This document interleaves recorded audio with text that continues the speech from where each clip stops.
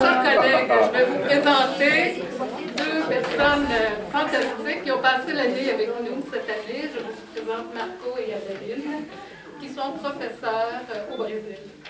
Alors, ils sont avec nous pour faire des recherches sur l'enseignement de la musique et sur l'apprentissage de la musique. Et ils ont, avec beaucoup de générosité, accepté ce soir de jouer pour nous. Alors, je vous demande de les applaudir chaleureusement.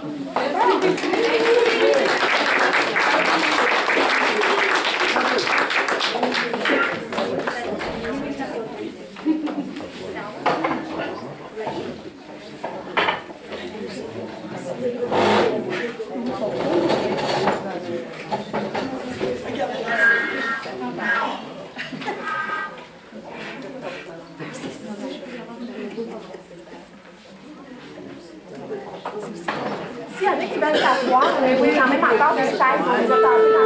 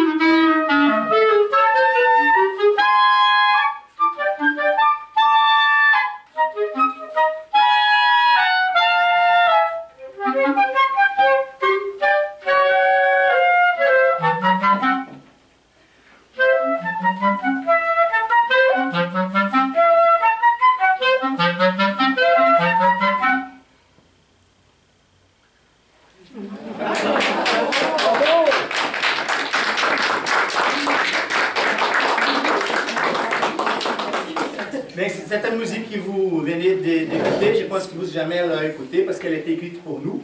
C'était un compositeur de notre département de musique qui a dédié cette musique pour notre nous. Il s'appelle Álvaro Lemos et cette musique s'appelle une valse kaléidoscopique. Mais merci beaucoup pour l'introduction. C'était un grand plaisir d'être parmi vous cette année. C'était une grande expérience et apprentissage pour nous. Merci beaucoup, professeur Sylvie Cartier, de m'avoir invité pour passer ces séjours ici avec vous. C'était beaucoup d'apprentissage. J'ai beaucoup aimé discuter avec vous sur votre régulation de l'apprentissage, sur les difficultés de l'apprentissage. Et je vais utiliser toute cette année que j'ai passée ici pour améliorer un peu l'éducation musicale au Brésil. Et alors, l'Université de Montréal, la faculté d'éducation et le département va être toujours à notre cœur, notre souvenir au Brésil. Merci beaucoup pour ce séjour ici. Bien, nous avons préparé ici, pour ces concerts, un répertoire qu'on utilise beaucoup dans nos réflexions en tant que professeur, en tant que musicien, les relations qu'il y a entre la musique brésilienne et la musique européenne, surtout la musique française. Bem, c'est notre origine, France et Brésil. Et On va au fur et à mesure expliquer ces quelques relations pour vous. Et si vous voulez poser des questions par rapport à la pièce ou des choses, nous sommes ouverts pour vous répondre. Bonsoir à tous, à toutes et tous. Merci beaucoup pour votre invitation. C'est vraiment un plaisir d'être ici avec vous ce soir. Et pour continuer ce récital, la deuxième pièce, c'est une œuvre pour flûte seule de Claude Debussy. Debussy est un compositeur français. On va vous parler durant ce récital de la Semaine d'art moderne qui a eu lieu en 1922 au Brésil. Il y a eu beaucoup d'influence des compositeurs français durant cette Semaine d'art moderne, donc c'est pour ça que Debussy est dans notre répertoire ce soir. Et la pièce que j'ai choisie, c'est Syrinx, qui... On se réveille. Debussy, on se réveille. Donc c'est une pièce qui est beaucoup jouée par les flûtistes, les solistes, flûtistes professionnels. Et Syrinx, c'est l'histoire d'une nymphe qui s'appelle Syrinx, qui est convoitée par le dieu Pan. Ça ne l'intéresse pas tellement, donc elle se transforme en roseau pour qu'il lui fiche la paix. Et Pan, il va couper les roseaux pour en faire la flûte de Pan. Donc ici, vous avez l'histoire de Syrinx en musique, qui essaie de fuir Pan. Mettez-vous à sa place.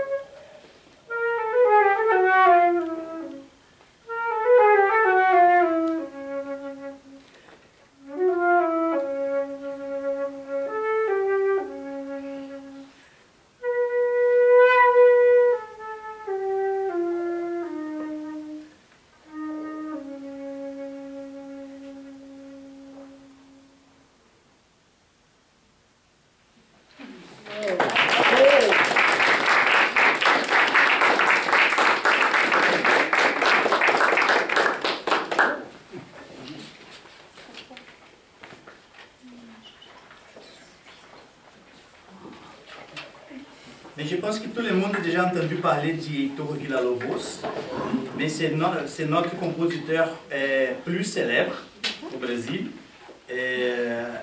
Il, dans cette semaine d'art moderne qui est arrivée en 1922, il était le musicien, c'était sa première connaissance pour le public.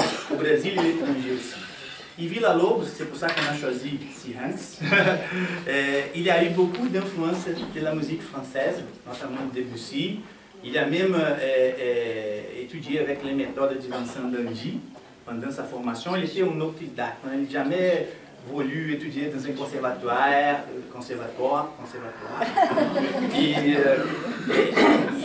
Il étudiait tout seul. Et jusqu'après cette reconnaissance en 1922, il a eu une bourse pour justement étudier en France et faire connaître ses œuvres.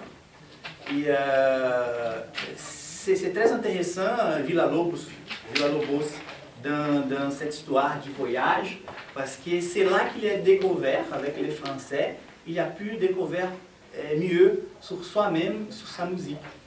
Les artistes et les intellectuels qu'il a côtoyés, quand il est arrivé là-bas avec ses musiques très européennes, ils ont dit non, c'est pas ça sa musique, c'est pas ça, il faut qu'il vous fasse la musique brésilienne. Et du coup, les chorros, que c'est un style de musique populaire brésilien, il a fait une grande œuvre qui a 10 pièces qu'ils appellent chorros, et justement, il a mis la musique savante, il a pris cette musique populaire, il y a mis dans la musique savante. Alors, il fait plusieurs, 10 pièces, même du violon solo jusqu'à grande orchestre symphonique. Il est numéro 2, qui c'est justement pour cette formation, clarinette et flûte. Et il a écrit en 1924, il a été joué pour la première fois à Paris. Alors, c'est cette pièce qu'on va présenter pour vous.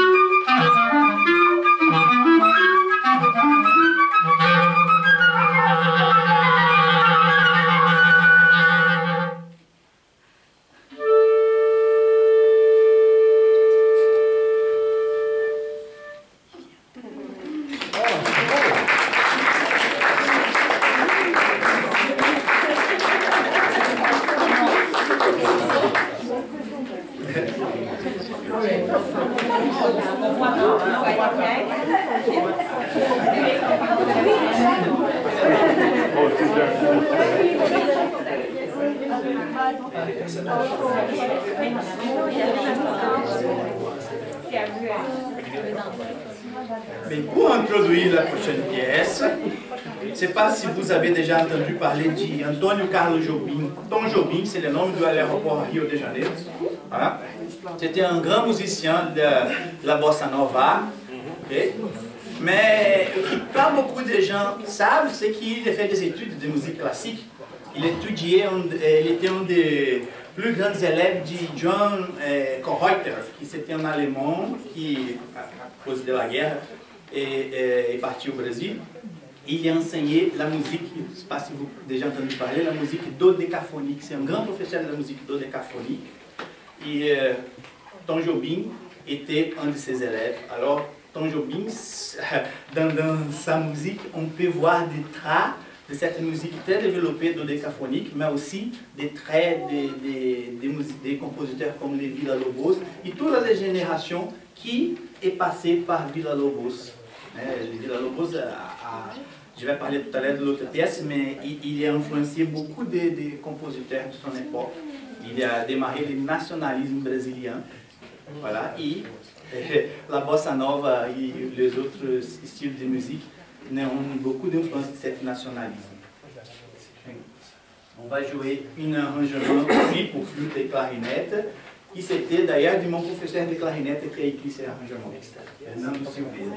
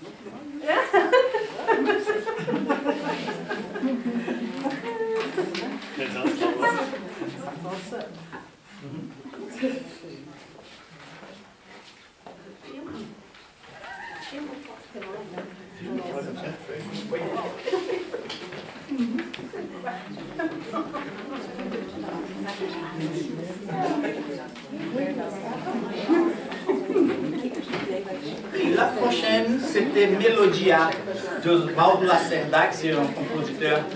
Il était bien célèbre dans les années 1960 jusqu'à 1980. Et cette pièce était composée en 1974. Et voilà, il y a beaucoup d'influences, comme j'ai dit tout à l'heure, de Villa Lobos. Vous allez voir aussi de la musique dodécaphonique, qui allait plus loin encore. Et c'était écrite pour les clarinettes solo.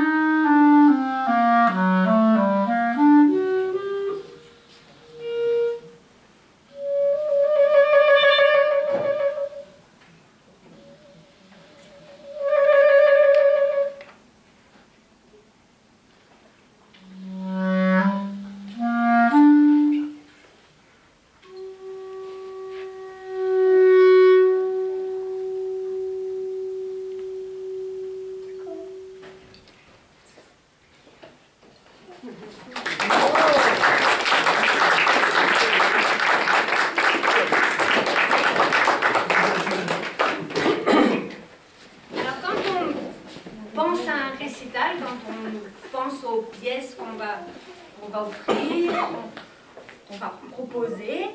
On essaye d'être assez éclectique dans nos choix aussi et de mettre en valeur nos instruments. Donc là, cette fois-ci, vous allez entendre une œuvre pour piccolo solo, ce petit bout de bois là, voilà, qui est de la même famille que la flûte traversière. C'est l'instrument le plus aigu de la famille et peut-être même le plus aigu de l'orchestre. Donc préparez-vous. Voilà, non mais je me suis dit que ce serait mieux que je prévienne quand même. C'est très juste. C'est épais à cause du froid. Ouais, c'est le RER, je disais pendant le truc ici. Hein. Non mais ça va, je suis pas à Castafiore non plus. Je ne casse pas trop. Voilà. Cette pièce est d'un compositeur qui s'appelle Herman Bifting, compositeur actuel qui écrit beaucoup pour la flûte. Il écrit pour le quatuor de flûte, donc piccolo, cette flûte, qui est la flûte la plus commune qu'on voit tout le temps, la flûte en sol qui est plus grande et la flûte basse qui est encore plus grande. Donc il écrit beaucoup pour cette formation et beaucoup pour les instruments solo aussi, ce qui est le cas de cette œuvre qui s'appelle Hey Hey Rascal. Je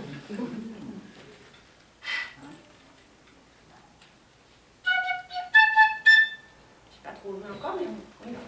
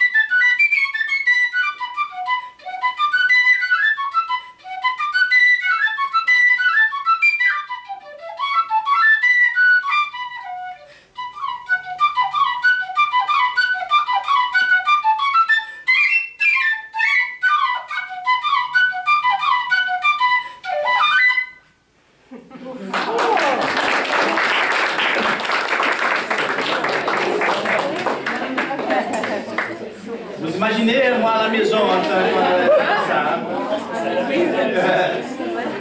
Ça va, t'aimes ça? Alors, vous avez aimé? Oui. Oui, tout le monde dit oui, alors? Ok. Attention. Le jeu a pas commencé. Chacun. C'est après le spectacle.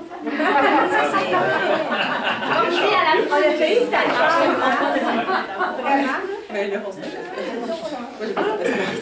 Alors, dans notre pratique comme musicien, nous sommes professeurs, chercheurs, mais avant tout musiciens. Donc c'est quelque chose qu'on essaie de ne pas perdre, parce que le quotidien est parfois difficile à gérer, quand il faut enseigner, quand il faut faire de la recherche et aussi étudier l'instrument. Donc c'est quelque chose qu'on essaie de maintenir, toujours. Et ce genre de pièce que vous venez d'entendre, par exemple, c'est un défi. Voilà, je prends une pièce comme ça, je me dis, ah, celle-là, elle est un peu dure, j'aime bien. Donc, c'est pour se défier. Donc là, Marco, il va vous en présenter une aussi, où il s'est pas mal défié aussi, avec le saxophone. Voilà, le saxophone. J'ai déjà introduit l'instrument. Et parce que ça fait partie de notre pratique, en fait, au quotidien. J'aime bien jouer ce style de musique au saxophone parce que le saxophone est très connu dans la musique populaire. Mais dans la musique savante, qu'il était construit pour ça, il n'est pas très populaire, les gens ne connaissent pas. Voilà, cet instrument même, il date des années 60. C'était un instrument qui s'était fait pour le saxophone, pour la musique classique. Si je vais jouer dans une musique pop, c'est pas bien utiliser cet instrument-là. Ouais, je dois changer de saxophone. Voilà, on peut jouer, mais c'est pas bien. Et j'ai pensé aussi en élever cette musique du programme, vous savez, parce que Astor Piazzolla, il est argentin, et voilà, l'Argentine à Copa du Monde, le Brésil vient de sortir. Madeline m'a parlé, non, tu vas la jouer. Non, Astor Piazzolla, je l'aime beaucoup parce qu'il a une histoire qui ressemble beaucoup à Villa-Lobos. Il est parti pour étudier en France. Il a étudié avec une compositrice très célèbre, c'est Nadia Boulanger. Nadia, comme la note directrice. et c'est elle aussi qui lui fait penser à écrire la musique de l'Argentine, pas à refaire la musique européenne. Du coup, il était connu pour composer les tangos, c'est une musique d'origine argentine. Et il a composé une série d'études pour l'instrument solo. Et je me consacre à quelques années, 2 ans avant, à étudier ces études, voilà, qui sont à l'origine écrites pour flûte ou pour violon. J'ai dit non, je vais essayer de jouer au saxophone, on va voir ce qui va sortir. Bem, vous allez me dire, ok? Je vais jouer l'étude numéro 1.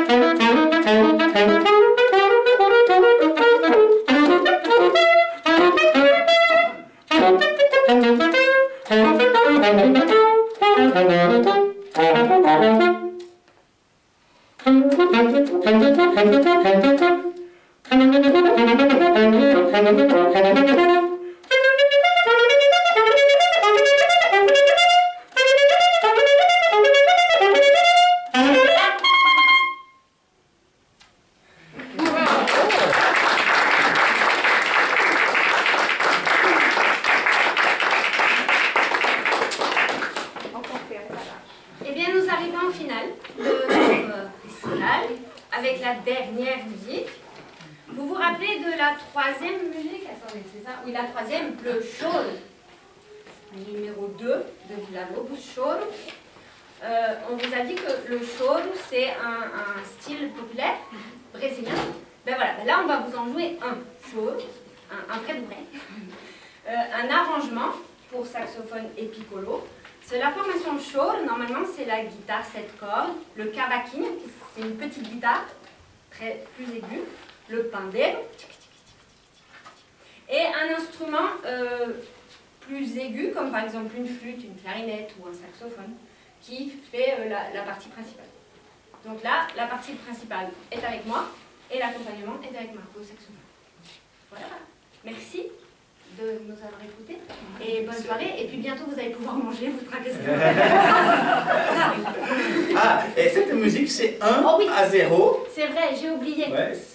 C'était une musique aussi qui était, comme dans les temps des Coupes du Monde, c'était aussi une musique que le compositeur Pichinguinha il a fait pour fêter